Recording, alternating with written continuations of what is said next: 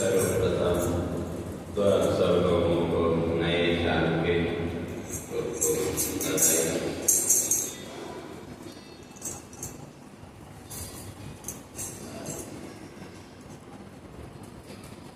मनुष्य जीवन संसार में मनुष्य को सबसे श्रेष्ठ माना। अगर सामान्य दृष्टि से देखें तो कोई श्रेष्ठता नहीं है।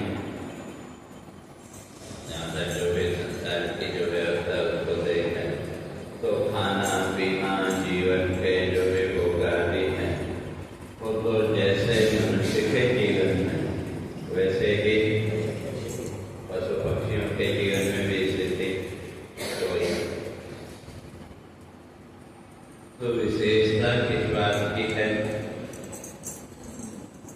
वो है विचार चिंतन।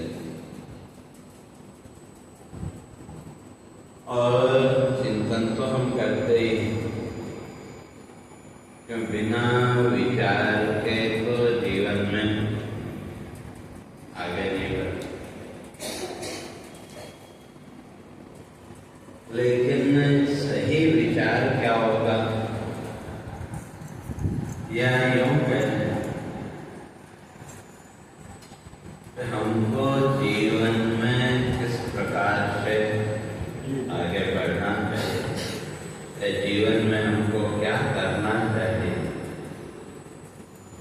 और जीवन का लक्ष्य क्या है। अगर विचार करके देखें तो इस सब का हमको पता ही नहीं।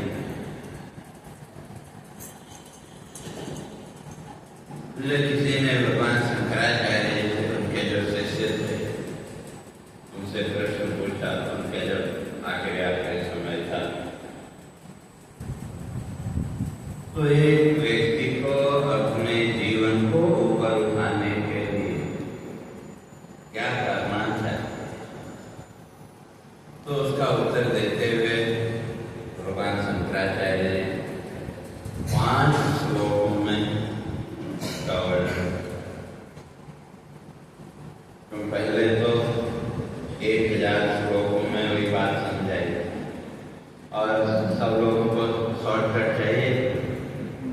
आजकल तो हर एक को शॉर्टकट चाहिए। फिर उसी बात को उन्होंने 100 श्लोकों में कहा। फिर भी लोगों को लगा कि बहुत ज्यादा है, तो फिर उसी बात को 5 श्लोकों में इसलिए वहां स्पष्ट करते हैं का वेदो नित्यमदीयतां तदुदितं कर्म संकीयतां तेने शिष्य विधीयतां अपचिति कामे मति त्यज्यतां पापो घर परिभूयतां भव सुखे दोषोऽनुसन्धीयतां आत्मेच्छां व्यवशीयतां निजग्रहात् दूरणं विनिर्गम्यते। तो इसलिए कहते हैं वेदो नित्यम अधीयते। तो सबसे पहला काम शास्त्रों का है और जीवन का आरंभ भी वही है। आप लोग भी बच्चों को सबसे पहले स्कूल भेजें, ठीक है। एजुकेशन सिस्टम अलग हो गया, अलग हो गया, लेकिन हमारा जो एजुकेशन सिस्टम था या हमारी जो वैदिक शिक्षा पद्धति जो थी वो ज्ञान रहा। और आज का जो एजुकेशन सिस्टम है वो है अर्थ प्रधान। आज का जो एजुकेशन सिस्टम है वो आपको पैसा कैसे कमाना है वो तो सिखा देता, लेकिन सुखपूर्वक शांतिपूर्वक जीवन कैसे जीना है उसके लिए वहां कुछ। और हमारा जो एजुकेशन सिस्टम था वो इसका ठीक है।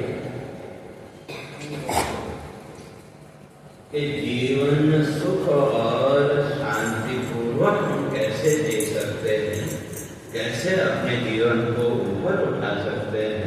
हमारी जो वैदिक शिक्षा पद्धति है उसका मूल उद्देश्य था वही बता। क्यों? क्योंकि जीवन के लिए जो आवश्यक वस्तुएं हैं वो तो पशु पक्षी भी अपने जीवन में इकट्ठा कर लेते हैं। मनुष्य तो बड़ी मुश्किल से उसने एक घर बनाया पूरा जीवन, लेकिन जो पशु पक्षी हैं उनका मैंने देखा कि हर बार वो अपना नया घर बनाते। हम लोग तो एक मुश्किल से बनाया तो फिर जैसे भी है अपने जीवन अपना व्यतीत करते, तो फिर ज्यादा प्रसन्न कौन? तो या ज्यादा अगर बहुत भी उसकी बात करें तो वो ज्यादा किसके पास? तो इसलिए जीवन की जो आवश्यकताएं हैं या जीवन के लिए जिन वस्तुओं की आवश्यकता है, जिन पशुओं पक्षियों को हम एकदम हीन मानते हैं वो भी अपने जीवन के लिए उसकी व्यवस्था कर लेते हैं कि तो जब वो पशु पक्षी अपने जीवन के लिए उन सब वस्तुओं की व्यवस्था कर लेते हैं तो फिर मनुष्य नहीं कर सकता क्या? मनुष्य को तो ज्यादा बुद्धि परमात्मा ने दी, तो जब पशु पक्षी और सब व्यवस्था कर सकते हैं तो मनुष्य भी वो कर सकता है। तो इसलिए हमारी जो शिक्षा पद्धति है वो भौतिकवाद की ओर नहीं, वो तो एक सहज प्रक्रिया जीवन की है। जब पशु पक्षी करते तो हम भी कर सकते, लेकिन जीवन सुखपूर्वक और शांतिपूर्वक कैसे जीना तो ये तो सीखना पड़ेगा। और कौन सिखाएगा? और शास्त्रों से हमको पता लगेगा। तो इसलिए भगवान कहते हैं कि वे वेदो नित्यम अधीयता, हर रोज थोड़ा थोड़ा शास्त्र का विचार करना चाहिए। अब आजकल लोगों से कहो तो क्या बोलते हैं? कुछ समय नहीं। लेकिन जो व्यर्थ की चीजें हैं उनके लिए समय है। या अगर आजकल कहें तो आजकल तो लोगों ने YouTube को ही गुरु मान लिया।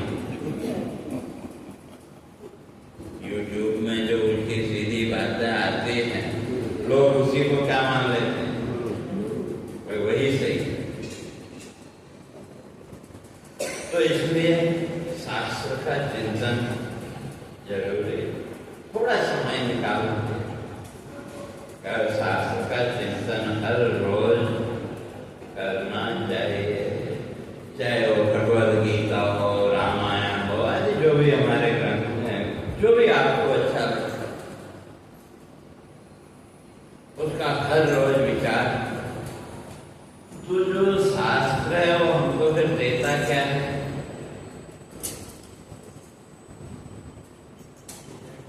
वो जो हमको जो चिंतन करना है, जो विचार करना है, वो कैसे हमको चिंतन करना चाहिए, कैसे विचार करना चाहिए, उसकी एक प्रक्रिया, एक पद्धति वो हमको शास्त्र बताता है। इसलिए हमारे ऋषियों ने तो यहाँ तक कहे कि आपको इस संसार को देखने के लिए परमात्मा ने दो आंखें दी, लेकिन जिसके जीवन में शास्त्र का ज्ञान नहीं है, जिसके जीवन में शास्त्र का चिंतन नहीं है, तो हमारे ऋषि कहते हैं वो आंखें होते हुए भी वो अंधा ही। क्यों? जो जीवन दृष्टि है वो दृष्टि तो हमको शास्त्रों से, और उस जीवन दृष्टि के बिना तो मेरे संसार का रोना धोना इसी में उलझे गए। वे जीवन की वास्तविक वास्तविकता क्या है, जीवन वास्तव में क्या है, हमको जीवन को कैसे ऊपर उठाना चाहिए, तो उसका कुछ भी बहुत। और अगर वो शास्त्र का चिंतन जीवन में नहीं है तो जीवन में दुख के अतिरिक्त और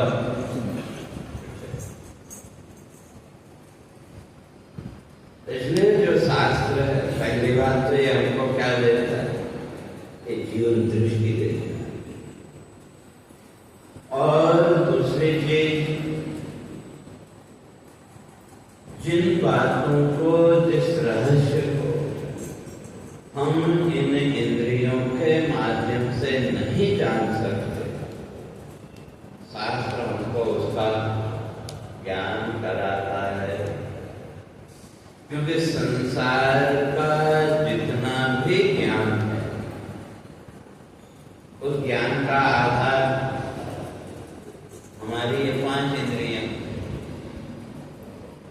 हमारी जो आंख है उसने हमको रूप का बोध कराया, हमारे जो कान है, कान ने शब्द का बोध कराया, जो हमारी नाक है, घ्राणेन्द्रिय, इसने गंध का ज्ञान कराया, और जो रसना है, जिह्वा, उसने रस का ज्ञान कराया, और जो त्वचा है उसने स्पर्श का ज्ञान। तो हमारा जितना भी संसार, या जिसको हम संसार मान के बैठे हैं और जिस संसार को सच्चा मान के बैठे हैं, इन 5 इंद्रियों के ज्ञान के अतिरिक्त और क्या है। और ये जरूरी नहीं कि ये इंद्रियां हमको सच्चा ज्ञान कराएं, ये जरूरी नहीं है। और उसका प्रत्यक्ष उदाहरण, भाई उम्र के साथ जब आंख कमजोर हुई तो जो ज्ञान था उसमें दोष आ गए, और उसको सही करने के लिए हमको चश्मा पहनना था। या उसी तरह से कान ने काम करना बंद कर दिया तो फिर वो ऊपर से मशीन वो बराबर उसका जो भी शब्द आ जाए उसका बराबर ज्ञान हमको। तो इसलिए ये इंद्रिय ज्ञान जो है वो जरूरी नहीं सच्चा हो। तो जब इंद्रियों में कोई विकार आया, इंद्रियों में कोई दोष आया, तो वो जो ज्ञान है, ज्ञान में भी दोष आ जाएगा। तो इसलिए संसार का ज्ञान कराने वाले तो हमारी ये 5 इंद्रियां। लेकिन जो शास्त्र का जिस तत्व को, जिस रहस्य को आप इन इंद्रियों के माध्यम से नहीं जान सकते, शास्त्र हमको उसका ज्ञान कराता है। आप अब यहाँ आते हैं, सत्संग में आते हैं, तो किसके लिए? जो भी यहाँ आए, हम आए या और कोई दूसरे महापुरुष आए, तो किसके लिए आप आते हैं? क्यों? संसार का ज्ञान तो आपको होए, लेकिन इस संसार से इधर जो तत्व है, कहीं उसको जानने की जिज्ञासा है कि तो अब हर रोज कोई हमको समझाए तो हमेशा संभव हो ऐसा नहीं। तो इसलिए भगवान कहते हैं कि वे प्रत्येक विचारशील व्यक्ति को हर रोज शास्त्र का चिंतन करना चाहिए, शास्त्र का विचार करना चाहिए। और शास्त्र हमको क्या देगा? इसलिए शास्त्र का लक्षण ही किया, अज्ञात ज्ञापको शास्त्र। जो वस्तु अभी तक आपके लिए अज्ञान, जिसके बारे में आप नहीं जानते, तो उसका ज्ञान कराने वाला शास्त्र। और शास्त्र क्या शब्द रूप में, शास्त्र जो भी है, चाहे वो गीता लो, उपनिषद लो, पुराण आदि लो, जो कुछ भी है, रामायण आदि, तो वहां क्या है? शास्त्रों शब्द ही है। तो शब्द के द्वारा ही हमको ज्ञान, और वो जो शब्द आपने यहाँ सुने या शास्त्रों के माध्यम से आपने उन शब्दों का आपको बोध हुआ, तो उस शब्द को आप प्रमाण मानते हैं कि किसी विशेष व्यक्ति ने कोई बात आपको कही, तो उसके वो जो शब्द हैं, उस शब्द को आप प्रमाण मानते हैं। और जब उस शास्त्र के शब्द पर आपको विश्वास है, तो उस शास्त्र के शब्दों ने आपको एक नया बोध, एक नया ज्ञान दिया है। जैसे अगर ईश्वर की बात करें, तो ईश्वर है, ये किसने बताया? शास्त्र तो बाद में आया। तो सबसे पहले तो जो छोटा बच्चा है, तो उसको माता पिता ने जो भी चित्र है वो चित्र उसके सामने रखे, और उन चित्रों के माध्यम से वे ये राम है, ये कृष्ण है, ये बताया। और आपने माता पिता के जो वचन है उसको प्रमाण के रूप में स्वीकार किया कि माता पिता जो बोले वो उनके जो शब्द हैं वो प्रमाण है। तो अब वो जो मूर्ति है, जो भी चित्र है, उससे पहले तक आपकी दृष्टि में वो केवल एक चित्र है, लेकिन वो जो शब्द है, माता पिता के जो शब्द, उन शब्दों ने आपको उस चित्र में ईश्वर का दर्शन कराया है। तो अब उस चित्र में ईश्वर को दिखाने वाला शब्द है जो ईश्वर है। अब उस ईश्वर को जानने के लिए फिर वो ईश्वर कैसा है, क्या है, उसको जानने के लिए भी तो शब्द चाहिए। तो इसलिए जो शास्त्र से वेदांत में सबसे दृढ़ प्रमाण अगर कोई है तो वो शब्द प्रमाण, शास्त्रों का प्रमाण। तो इसलिए वो जो शास्त्र है वो क्या करेगा? का अज्ञात ज्ञान, जिस तत्व को अभी तक आपने नहीं समझा है, शास्त्र उसको आपके सामने शब्दों के माध्यम से स्पष्ट करेगा। तो इसलिए जीवन को अगर समझना है तो उसके लिए शास्त्र का चिंतन जरूरी है। और उसका अर्थ ये नहीं कि भाई हमने पुस्तक लिया है लेकिन पढ़ ली, अगर उसका विचार नहीं करेंगे तो कि वो समझ में नहीं आएगा। तो इसलिए भगवान शंकराचार्य जी कहते हैं कि वेदो नित्यम अधीयताम्, हर रोज नियम पूर्वक थोड़ा थोड़ा शास्त्र का चिंतन, शास्त्र का विचार करना चाहिए। और केवल अकेले शास्त्र का विचार करने से भी नहीं होगा। तो इसलिए वो जो विचार है, तो विचार जो कुछ भी जीवन में हम करते हैं, तो उसके दो आधार, एक शास्त्र और दूसरा आपके जीवन का अनुभव। इन दोनों को साथ में रख करके जब आप विचार करेंगे तो आप किसी रिजल्ट तक पहुंचेंगे, उसके बिना वहां तक नहीं पहुंचे। और जब आप जीवन में किसी रिजल्ट तक, किसी निष्कर्ष तक आप पहुंचे, तो वो आपके जीवन में पक्का हो जाएगा कि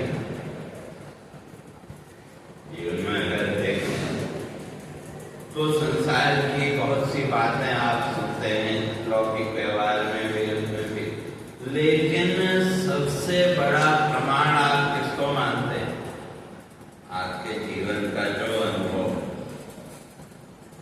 जो भी आपको जीवन में अनुभव हुआ, अच्छा बुरा जैसा है, तो सबसे बड़ा जो प्रमाण क्या है?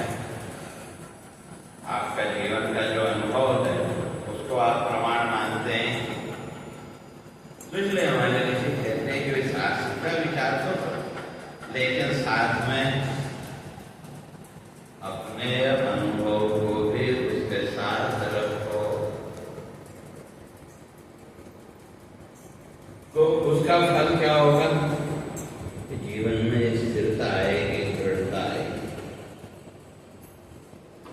तो इसलिए वेदो नित्यम अधीयताम कहते हैं, वे प्रत्येक विचारशील व्यक्ति को या यूं कहें जिसको अपने जीवन को डेवलप करना है।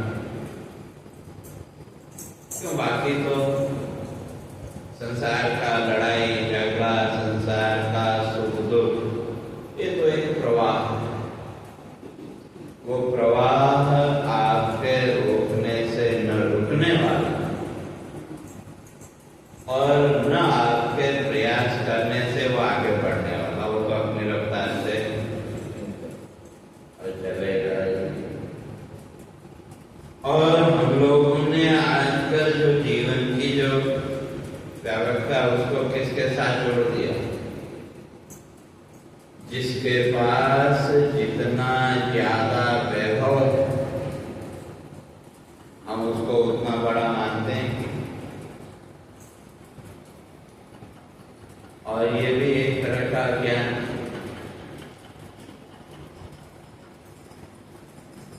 तो इसलिए जो शास्त्र है, तो शास्त्र के द्वारा जब जीवन की वास्तविकता का ज्ञान हमको होगा, तो और उसके द्वारा जीवन को समझने की एक जो शक्ति हमको मिलेगी, तो तभी हम इस संसार के सुख दुख के भाव से अपने को ऊपर उठा सकते हैं।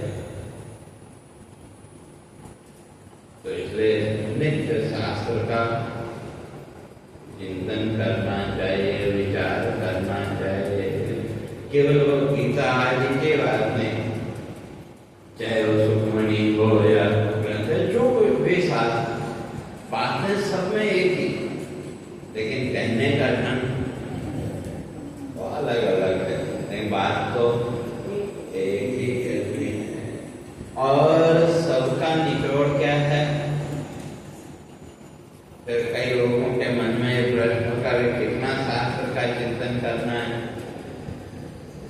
कितनी देर करना है?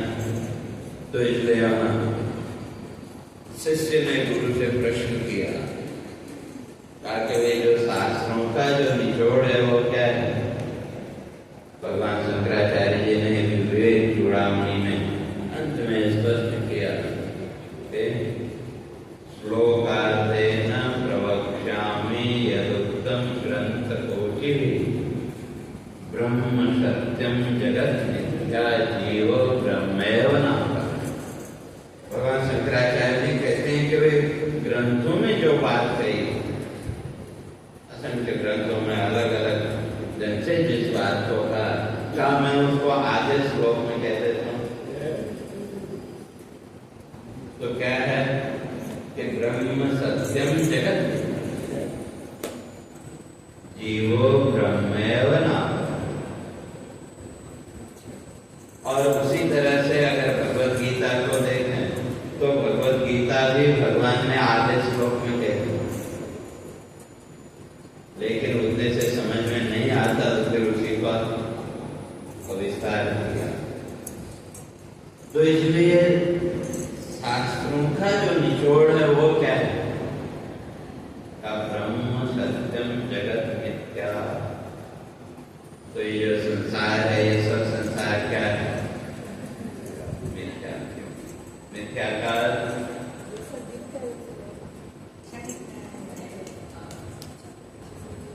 तो क्षणिक को भी नहीं कहते, क्षणिक तो कहते हैं, लेकिन कई लोग अर्थ करते हैं झूठा, लेकिन झूठा नहीं कहते। इसलिए सत्य और असत्य के बीच में जो जिसको आप न तो सत्य कह सकते और न असत्य कह सकते, जीवन के अनुभव के द्वारा जितना भी संसार है, इस संसार को आप सच्चा कह सकते हैं क्या? नहीं कह सकते, क्योंकि तो रोज बदलता है। तो सच्चा नहीं है तो फिर झूठा है कहो,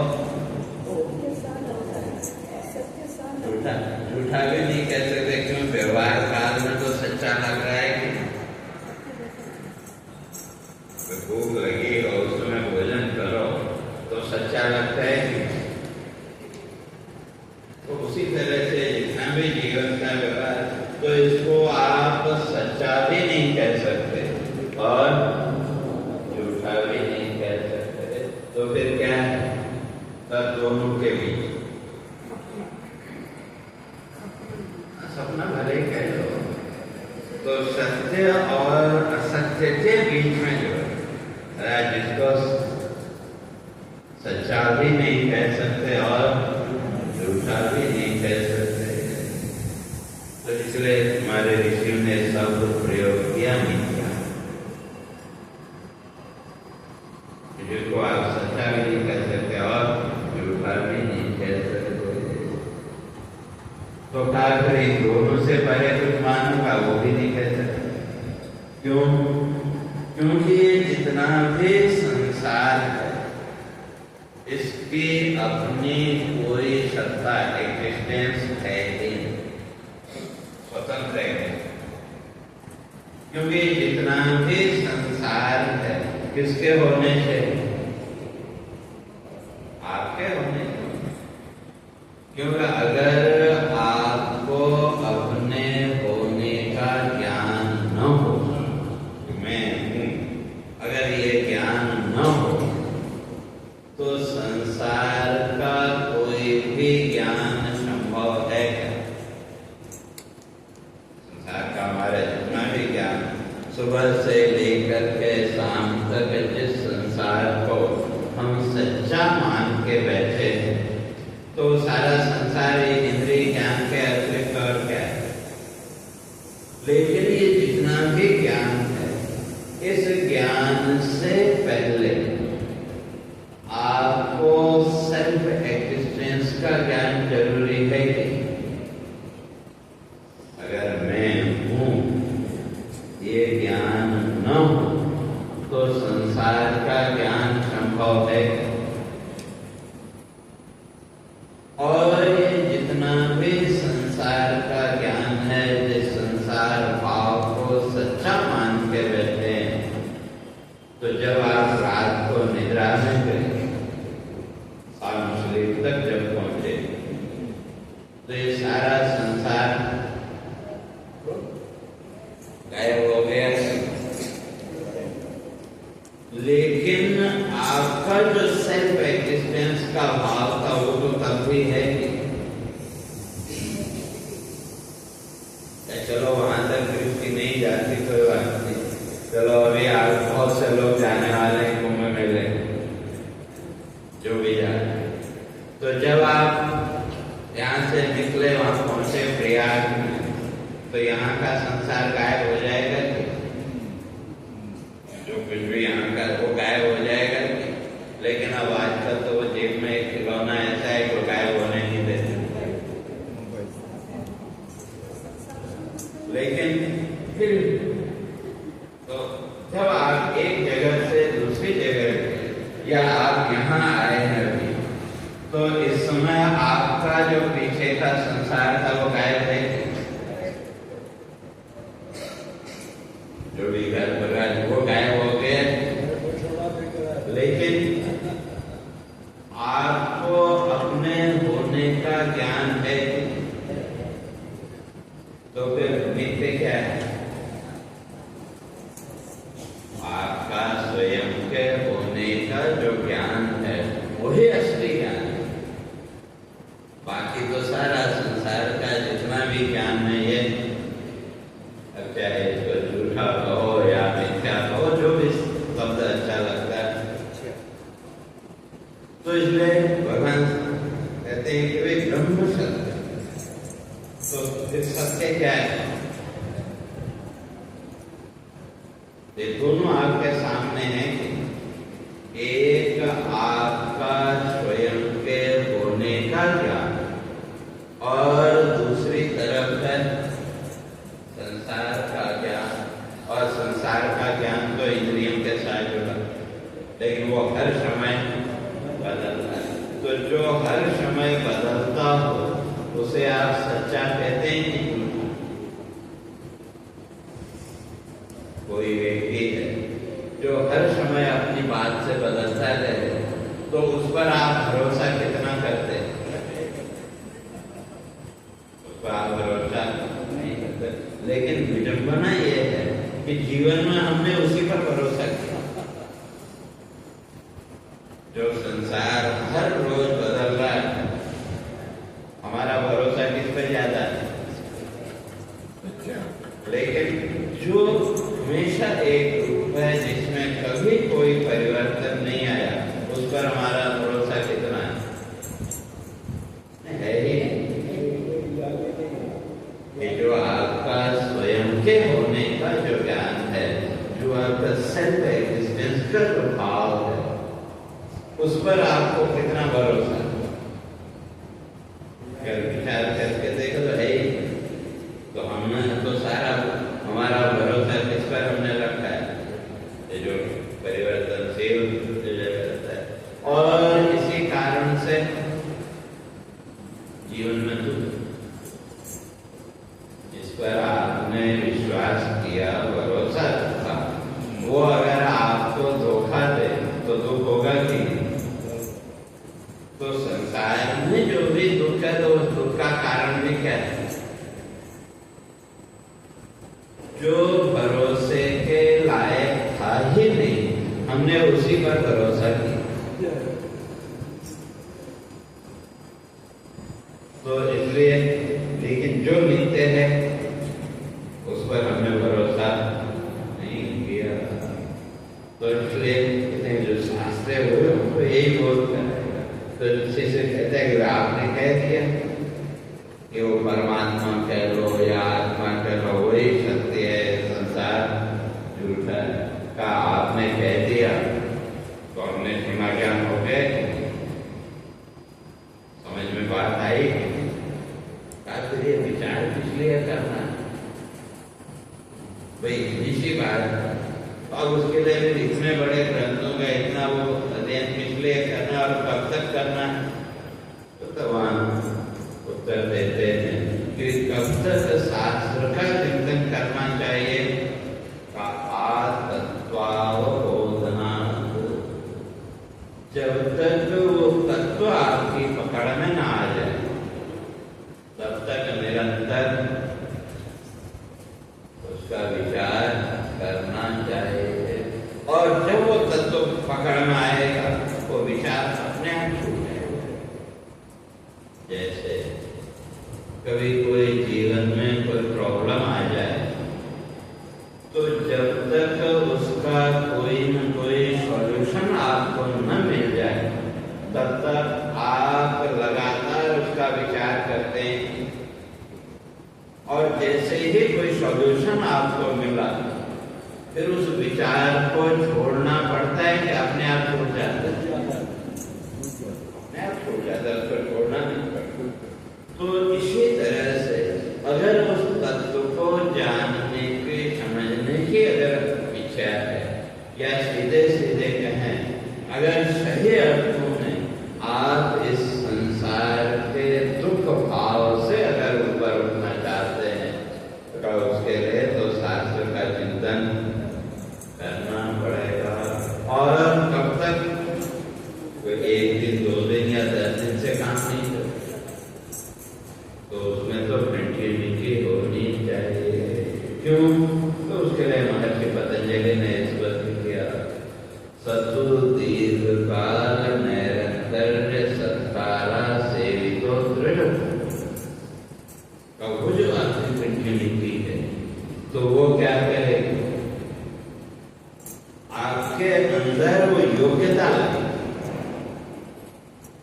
या बहुत से लोगों को अनुभव होगा कि जो वेदांत की गूढ़ बातें हैं वो पहली बार समझ में आई थी क्या, लेकिन निरंतर जब तक दीदी तो हमेशा प्रेरणा आप लोगों को देती रहती थी। तो वो बातें सुनते सुनते धीरे धीरे क्या हुआ, आपका एक प्लेटफॉर्म, एक बेस तैयार हुआ। और जब वो बेस तैयार हुआ तो अब वो बातें समझ में आने लगी। ठीक है, बस पूरी नहीं समझ में आई कोई बात नहीं, लेकिन कुछ तो समझ में आने लगा। लेकिन उसके लिए वो कंटिन्यूटी और जान तो धीरे धीरे क्या होगा, वो हमारा एक प्लेटफॉर्म तैयार हो।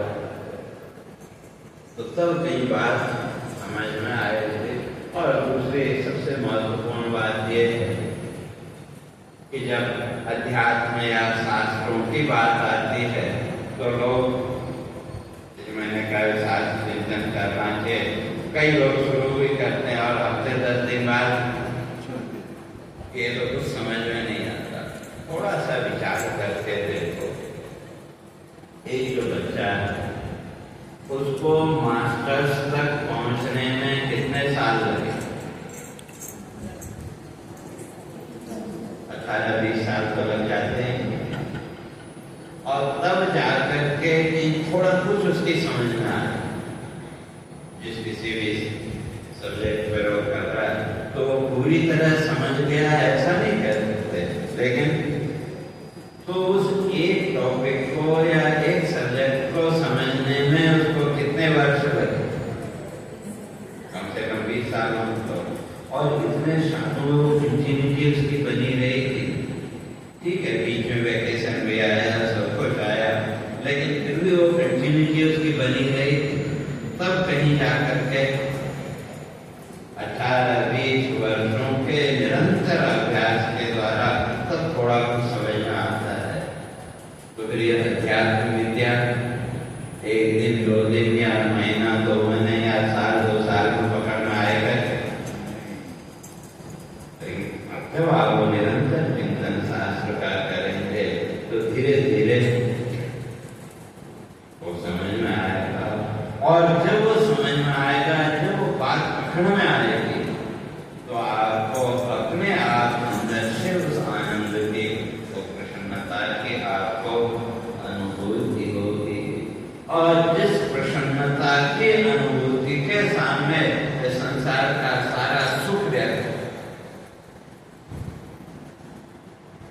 ठीक है, वे पुराने संस्कार हैं, उन संस्कारों का फिर संभव है, फिर वो संसार वृत्ति आए, लेकिन वो अनुभूति जब जीवन में एक बार आपके आए तो तब धीरे धीरे संसार के सुख भाव से आप ऊपर उठते चलेंगे। फिर जीवन में जिज्ञासा उसी आनंद की, उसी प्रसन्नता की होगी। तो इसलिए सही अर्थों में अगर आप सुखपूर्वक जीवन जीना चाहते हैं तो उसके लिए भगवान शंकराचार्य जी कहते हैं कि वेदो नित्यम अधीयता, निरंतर शास्त्र का विचार करना चाहिए। तो उसका फल यही है कि धीरे धीरे समझ में जब आएगा तो तब इस संसार के सुख के भाव से हम ऊपर उठते चलेंगे। तो आप सबके जीवन में तो शास्त्र चिंतन की प्रक्रिया दृढ़ हो, आप उस आनंद का जीवन में अनुभव करें। तो इसी शुभकामना के साथ आज के वक्तव्य को विराम देते हैं।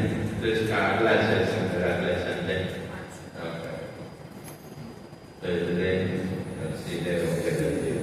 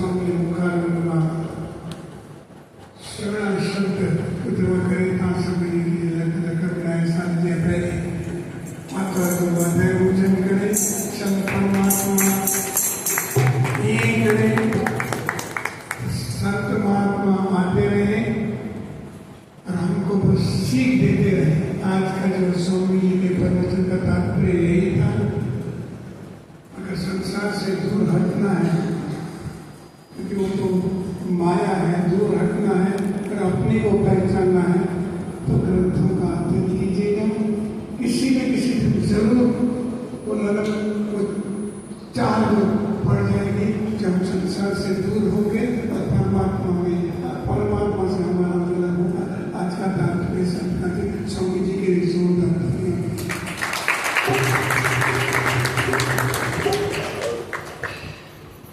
विशेष सूचना लोगों ने परम पूज्य स्वामी जी जो सत्संग हमें अभी आता के बुद्धा था, बड़ी बुद्धा का चले सोमवार बुद्ध है निष्पत्त स्वामी जी सत्संग किसी दूसरे शांति को शाम को पंजी न सत्य लगी सोमवार बुद्ध के निष्पत्त आता रिजर्व फिक्स है सुकून सोमवार बुद्ध साधुवाद स्वामी सेंटर में